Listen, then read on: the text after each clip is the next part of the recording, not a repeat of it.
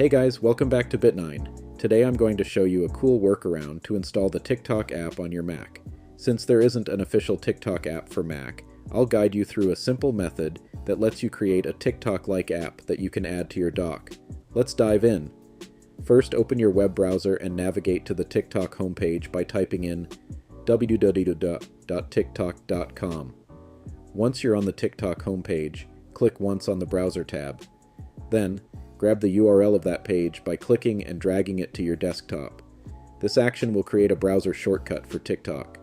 Now, if you double-click on this shortcut, TikTok will open up in your browser. But we want to make this shortcut look and feel like a real app. To make this shortcut look better, go to the website makosicons.com. In the search bar, type TikTok and pick out an icon that you like. Once you find one, click on it to download it to your computer. Next, we'll replace the shortcut icon with the new TikTok icon. Right-click or command-click on the TikTok shortcut and select Get Info. In the Info menu, drag the downloaded icon into the top left corner where the current icon is.